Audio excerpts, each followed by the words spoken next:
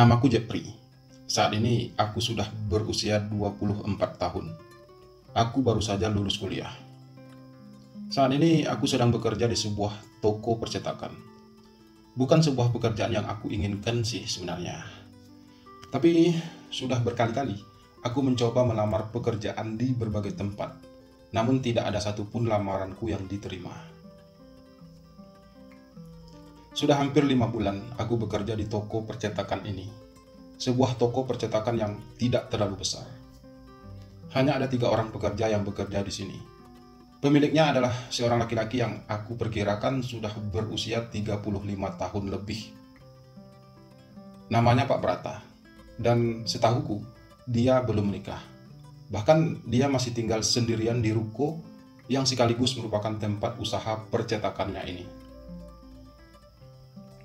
Aku sendiri tinggal di sebuah tempat kos yang berada tidak terlalu jauh dari toko tempat aku bekerja tersebut.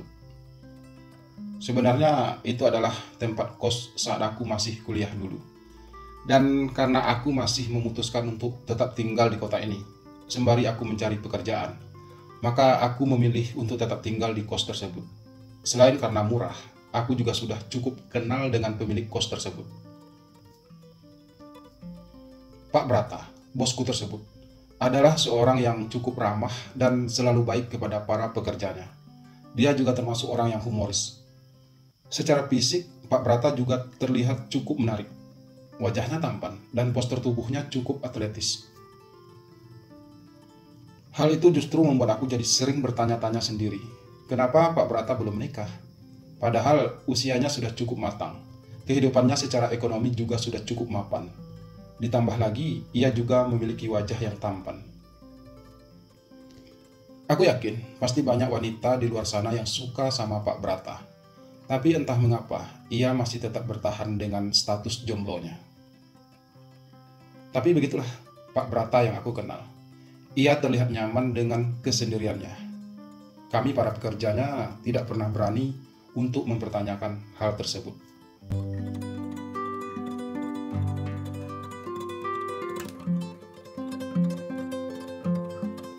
Nanti malam, kamu ada cara nggak? Tanya Pak Brata padaku, suatu sore, beberapa saat sebelum aku pulang. Sementara kedua rekan kerjaku sudah pulang duluan. Kami memang hanya bekerja pada siang hari, yakni dari jam 7 pagi sampai jam 5 sore. Itu pun kalau hari Minggu kami juga libur. Sepertinya nggak ada, Pak. Balasku jujur. Nanti malam, kan malam Minggu. Kita karaokean yuk. Ajak Pak Brata kemudian, yang membuat aku jadi sedikit bingung. Belum pernah sebelumnya Pak Brata mengajak aku seperti itu. Meskipun sebenarnya kami sudah cukup dekat. Apalagi hampir setiap hari, aku dan Pak Brata selalu bertemu di tempat kerja. Gimana? Tanya Pak Brata lagi, yang membuat aku jadi sedikit kaget. Tapi aku nggak bisa nyanyi, Pak. Balasku apa adanya. Aku memang pernah beberapa kali karaokean bersama teman-teman kampusku dulu. Tapi aku jarang bernyanyi. Aku suka mendengarkan musik, tapi aku tidak bisa bernyanyi. Suaraku benar-benar tidak mendukung. Karaoke bukan berarti kita harus bisa nyanyi loh, ucap Pak Brata. Kalau kita bisa nyanyi, ngapain karaoke? Mending jadi penyanyi aja sekalian. Kita kan karaoke hanya untuk hiburan semata. Tak peduli suara kita bagus atau tidak. Yang penting kita nyanyi aja, buat hiburan semata. Lagi pula di tempat karaoke, nggak ada yang dengar kita nyanyi loh. Lanjutnya panjang lebar. Kita berdua aja, Pak. Tanyaku akhirnya. Iya, kita berdua aja. Nggak masalah kan? Balas Pak Brata sedikit bertanya. Aku sih nggak masalah, Pak. Tapi ya itu tadi, suaraku fals kalau nyanyi. Jelasku. Suaraku juga baling loh. Dan itu nggak penting. Yang penting itu kamu mau nggak? Balas Pak Brata lagi. Ya terserah Bapak aja. Saya ikut aja, Pak. Jawabku akhirnya. Ya udah, nanti malam aku jemput kamu ke tempat kos ya, ucap Pak Brata kemudian. Dan aku hanya bisa mengangguk menyetujui ucapannya barusan.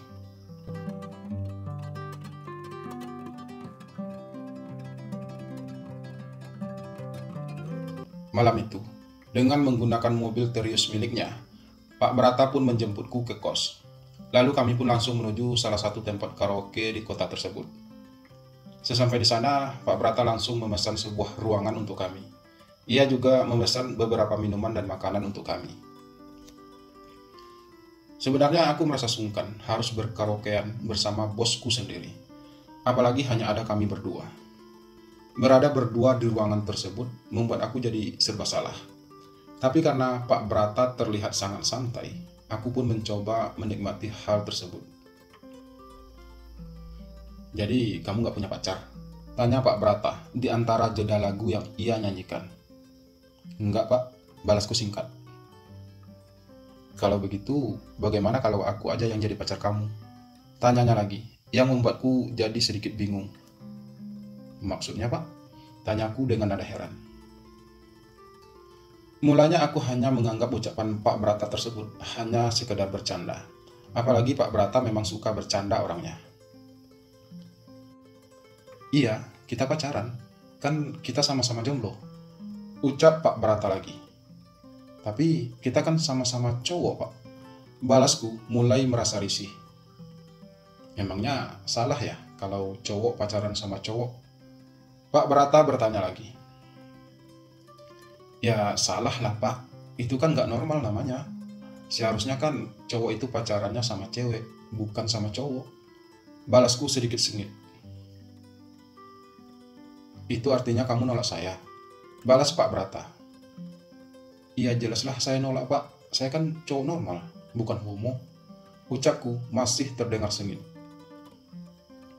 "Ya udah, gak apa-apa. Berarti saya yang salah paham selama ini. Saya pikir kamu juga suka sama saya, karena selama ini saya lihat kamu sering memperhatikan saya." Pak Brata berucap lagi. Ia kembali memutar lagu yang tadi sempat ia pause sementara.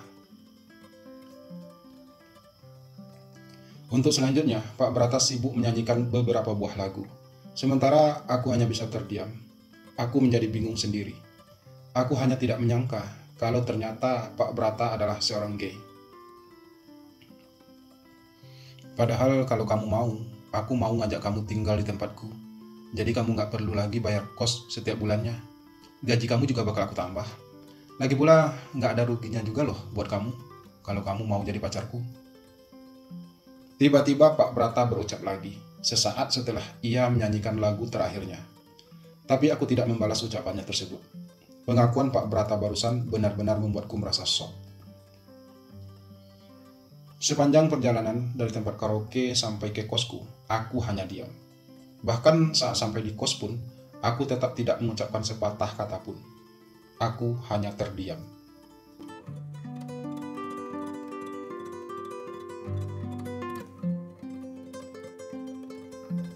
Malam itu mataku enggan terpejam. Aku masih terus memikirkan ucapan-ucapan Pak Brata saat di tempat karaoke tadi. Terutama ucapan terakhirnya. Tawarannya untuk mengajak aku tinggal bersamanya dan niatnya untuk menambah gajiku cukup membuatku jadi sedikit tergiur. Selama ini aku bekerja, gajiku hanya cukup buat bayar kos dan untuk makanku sehari-hari. Itu pun aku masih sering kekurangan. Tak jarang aku sering menunggak membayar kos setiap bulannya. Tak jarang pula aku masih sering meminta kiriman uang dari orang tuaku di kampung. Aku merasa tawaran dari Pak Brata cukup menarik. Lagi pula seperti katanya, aku nggak rugi apa-apa jika memang harus berpacaran dengan Pak Brata. Justru aku akan sangat diuntungkan. Setidaknya aku tidak lagi harus memikirkan pembayaran uang kos setiap bulannya. Aku juga pasti akan mendapatkan makan gratis setiap harinya dari Pak Brata. Dan uang gajiku bisa aku kirimkan ke kampung untuk membantu orang tua dan adik-adikku. Atau bisa juga aku tabung dan aku kumpulkan untuk nantinya bisa aku jadikan modal untuk membuka usahaku sendiri. Kalau memang Pak Brata menyukaiku, kenapa tidak aku manfaatkan saja kesempatan itu? Lagi pula saat ini aku juga belum punya pacar. Aku juga belum berani mendekati cewek manapun, mengingat kehidupanku yang secara ekonomi masih berantakan. Tapi bagaimana kalau Pak Brata menuntut lebih padaku? Bagaimana kalau ia mengajak aku tidur dengannya? Apa aku bisa? Apa aku sanggup menahan rasa jijikku? Aku merasa dilema sendiri jadinya.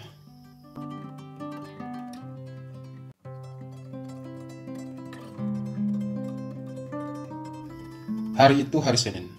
Seperti biasa, aku sampai ke tempat kerja sebelum jam 7. Dan seperti biasa juga, toko tersebut sudah dibuka Pak Brata sebelum kami para pekerjanya tiba di sana. Aku pikir kamu gak mau kerja di sini lagi, ucap Pak Brata menyambut kehadiranku. Sementara dua rekan kerjaku belum datang. Kenapa Bapak berpikir seperti itu? Tanya aku sedikit heran, meski aku sudah bisa menduganya. Karena kejadian malam itu, aku pikir kamu akan jijik melihatku dan tak ingin bertemu denganku lagi. Balas Pak Brata menjelaskan. Aku gak punya banyak pilihan dalam hidup ini, Pak. Terus terang, aku butuh pekerjaan ini, ucapku membalas. Dan mengenai tawaran Bapak malam itu, aku mungkin masih butuh waktu untuk memikirkannya. Lanjutku kemudian. Kamu gak usah terlalu memikirkan hal tersebut. Saya senang kok, kamu masih mau bekerja dengan saya. Itu sudah cukup buat saya. Balas Pak Brata dengan nada berat. Lalu pembicaraan kami pun terputus, karena kedua rekan kerjaku sudah datang. Kami pun mulai bekerja seperti biasa. Meskipun kecil, toko percetakan ini sudah cukup terkenal di kota ini. Toko ini sudah punya banyak pelanggan.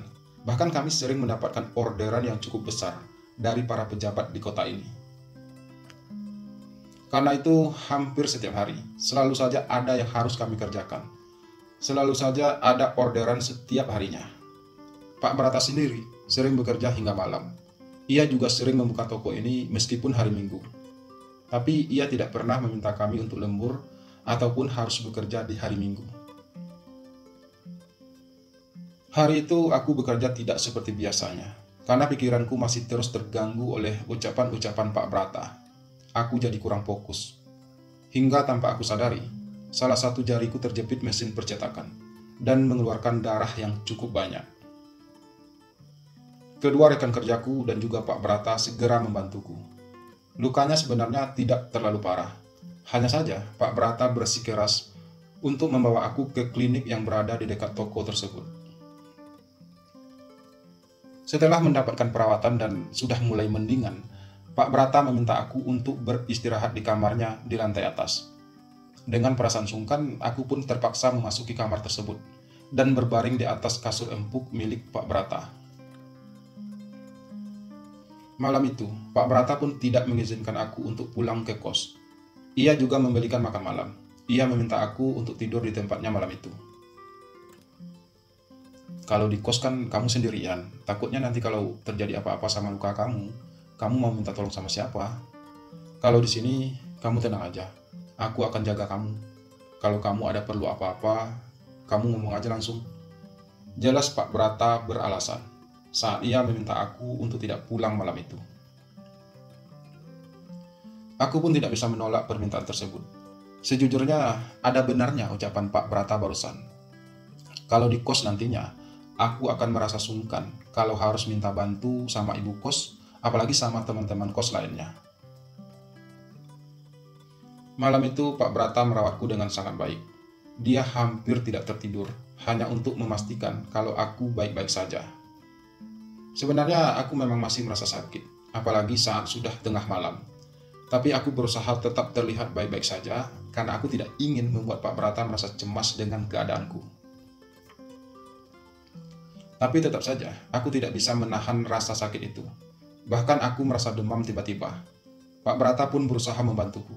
Ia memberi aku obat penahan rasa nyeri dan juga obat demam yang ia beli di apotek tadi. Biasanya kalau malam memang sakitnya semakin terasa. Jadi kamu harus minum obat pereda nyeri ini biar kamu bisa tidur, ucap Pak Brata sambil ia membantuku untuk meminum obat tersebut. Beberapa saat setelah minum obat tersebut, rasa sakit itu pun mulai berkurang. Perlahan aku pun mulai bisa tertidur. Saat itu sudah hampir jam 2 dini hari. Dan aku yakin Pak Brata baru tertidur setelah memastikan kalau aku memang sudah tertidur. Segala perhatiannya itu benar-benar membuat aku merasa sangat nyaman.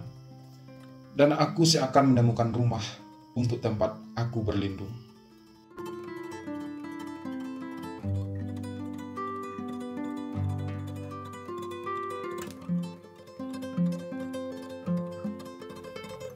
Sudah 2 malam aku menginap di rumah Pak Brata, bosku tersebut. Sudah 2 hari pula aku tidak diperbolehkannya untuk bekerja. Dia memintaku untuk beristirahat saja di kamarnya. Pak Brata juga membelikan aku makanan-makanan yang enak untuk aku santap setiap harinya. Dia juga begitu perhatian padaku. Segala perhatiannya itu benar-benar membuat aku merasa tersentuh. Meski aku tahu Pak Brata melakukan semua itu hanya untuk sekedar mengambil hatiku. Aku yakin ia pasti ingin aku jatuh hati padanya. Namun apapun alasannya, semua kebaikannya itu benar-benar terasa tulus bagiku. Apalagi di kota ini aku memang tidak punya siapa-siapa. Dan Pak Brata mampu memberikan segala perhatiannya padaku. Hal itu cukup membuat aku merasa kalau aku mulai menyukainya. "Gimana keadaan kamu?" tanya Pak Brata. Saat itu hari sudah mulai malam. Ini adalah malam ketiga aku berada di rukonya. "Saya sudah baik kan Pak, saya juga sudah bisa bekerja besok. Dan mungkin malam ini saya akan pulang ke kos dulu," balasku. "Kamu di sini aja dulu, setidaknya sampai besok. Malam ini kamu menginap di sini lagi ya," ucap Pak Brata penuh harap. "Tapi aku merasa nggak enak Pak, harus merepotkan Pak Brata terus," balasku. "Saya nggak merasa direpotkan kok, justru saya merasa senang karena kamu mau tinggal di sini sementara waktu. Bahkan jika kamu mau, kamu bisa tinggal di sini selamanya," Pak Brata berucap lagi. "Terima kasih banyak ya Pak Brata. Pak Brata sudah sangat baik sama saya. Saya benar-benar tidak tahu bagaimana caranya membalas semua kebaikan Bapak sama saya," ucapku kemudian.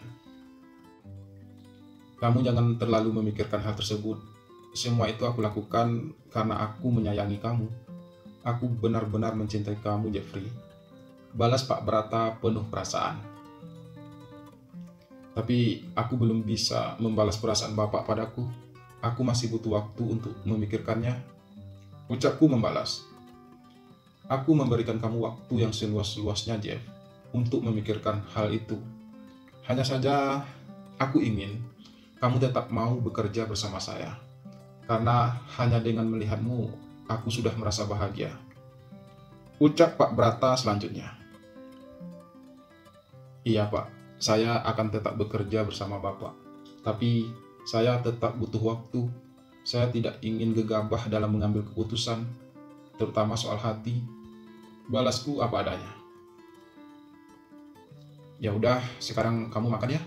Setelah itu kamu langsung istirahat aja. Besok kalau kamu mau pulang ke kos dulu, nggak apa-apa kok. Kamu nggak harus kerja dulu besok pagi," ucap Pak Brata akhirnya. "Iya Pak, mungkin besok saya akan kembali ke kos dan beristirahat di sana," balasku dengan nada pelan. "Sekali lagi, terima kasih banyak ya Pak. Saya pasti akan mempertimbangkan tawaran Bapak," lanjutku kemudian. "Ya, aku harap kamu bisa mengerti akan perasaanku padamu, Jeff. Meski aku tahu tidak akan mudah bagimu untuk menerima semua itu," balas Pak Brata dengan nada lirih. Lalu aku pun segera memakan makanan yang sengaja Pak Brata belikan untukku malam itu. Pak Brata memang terlalu baik padaku, dan aku merasa sangat berhutang budi padanya.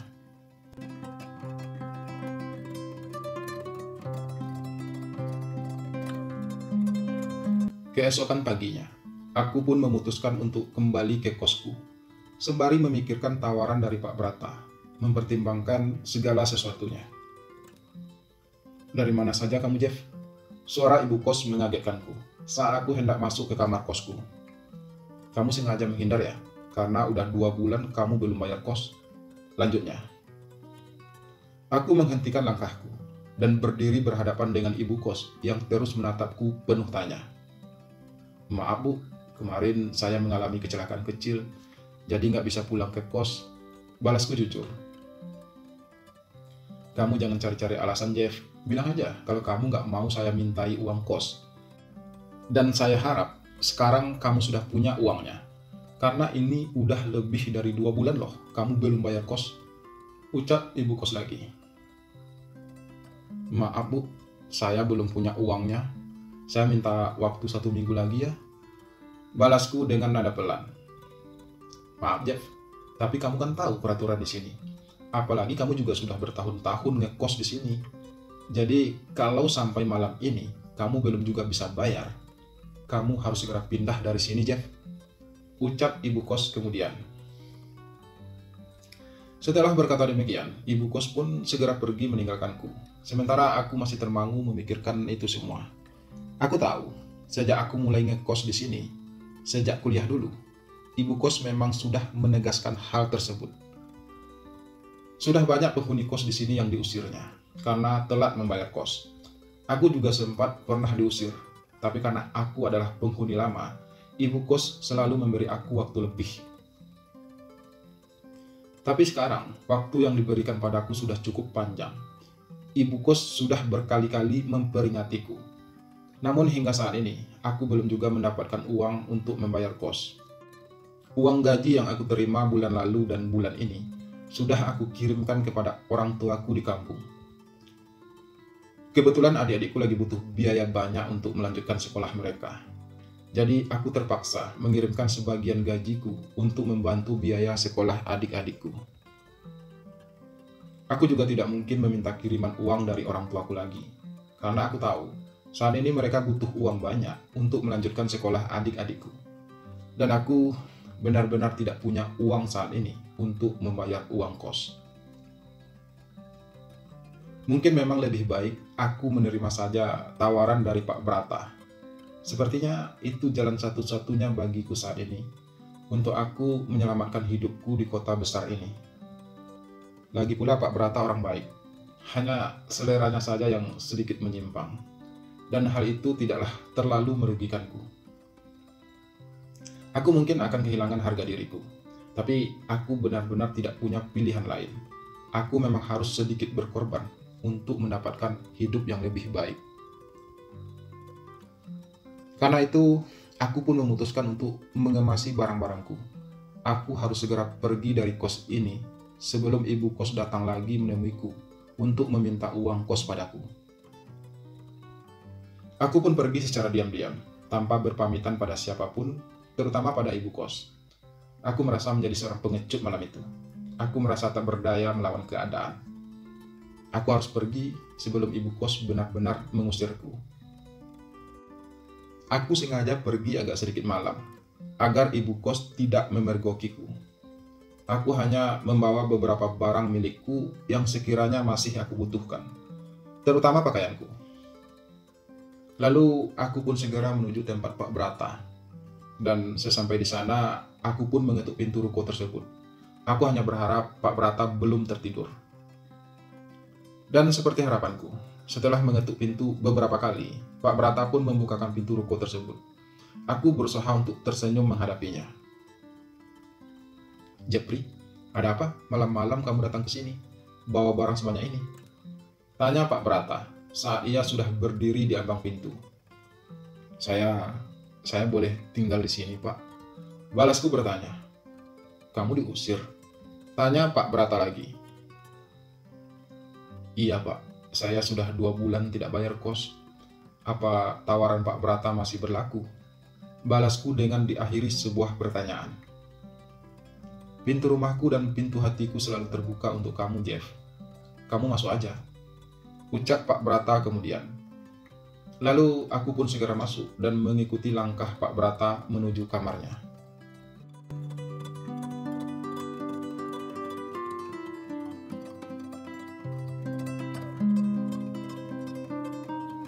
Apa ini berarti kamu mau jadi pacarku?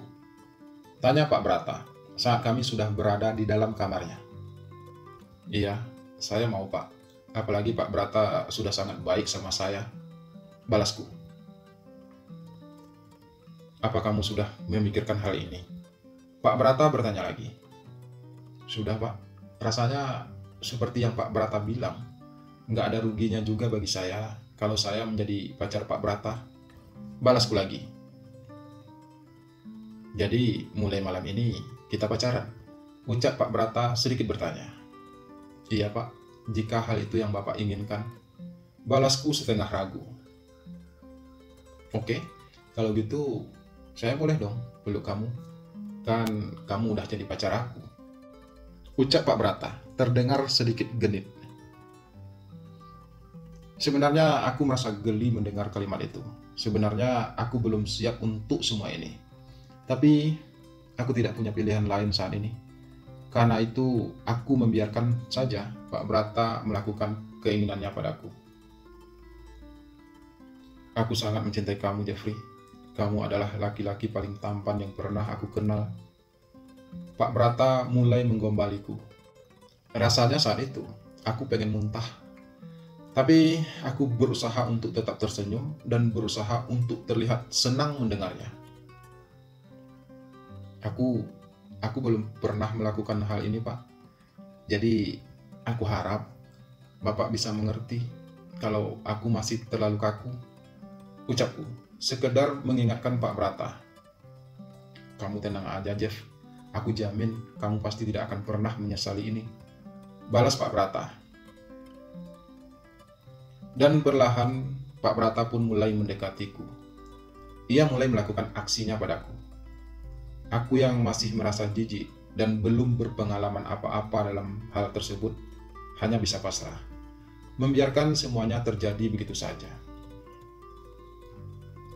Harus aku akui, kalau Pak Brata benar-benar sudah berpengalaman. Ia mampu menguasai keadaan. Ia mampu mengendalikanku.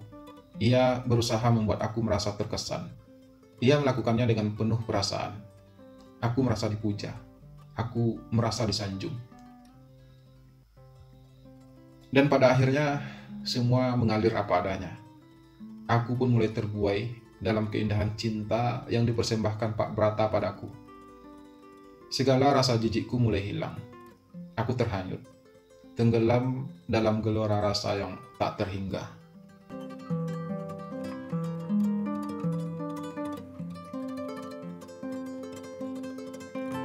Sejak malam itu, aku dan Pak Brata pun resmi berpacaran. Aku juga sudah tinggal serumah dengannya. Hampir setiap malam, Pak Brata selalu meminta jatah padaku. Aku juga sudah tidak merasa risih lagi melakukan hal tersebut. Aku mulai terbiasa dengan semua itu. Apalagi Pak Brata sangat pandai membuat aku merasa terkesan. Karena sudah terbiasa, aku pun mulai merasa membutuhkan hal tersebut. Sekarang bukan hanya Pak Brata yang memintanya, tapi terkadang justru aku yang memulainya. Seiring berjalannya waktu, perasaanku pada Pak Brata pun mulai berkembang. Aku mulai menyukainya. Aku mulai menyayanginya. Bahkan, kalau harus jujur, aku juga telah jatuh cinta padanya. Segala kesan indah dan juga segala perhatian Pak Brata padaku selama ini benar-benar mampu menggugah hatiku, bahkan mampu mengubah diriku. Aku bukan lagi Jeffrey yang dulu. Sekarang aku telah berbeda. Semua gara-gara Pak Brata, bosku tersebut. Yang ada dalam pikiranku saat ini hanyalah nama Pak Brata. Ia sudah begitu melekat dalam hatiku. Aku tak mampu lagi berpisah darinya. Aku sangat membutuhkannya. Aku sangat mencintai kamu, Jeffrey. Semakin hari, aku semakin sayang sama kamu. Aku harap kamu jangan pernah pergi meninggalkanku, karena aku tidak akan mampu hidup tanpa kamu. Ucap Pak Brata pada suatu malam padaku. Aku juga sangat menyayangi Pak Brata. Aku juga tidak ingin berpisah dari Pak Brata. Aku ingin selamanya hidup bersama Pak Brata. Balasku penuh perasaan. Dan begitulah kisah cintaku bersama bosku. Hubungan kami terjalin dengan indah. Meskipun pada awalnya aku merasa jijik dengan semua itu. Namun sekarang aku justru merasa bahagia dengan semua itu. Aku hanya berharap semoga hubungan kami tetap bertahan selamanya, sampai kapanpun. Ya, semoga saja.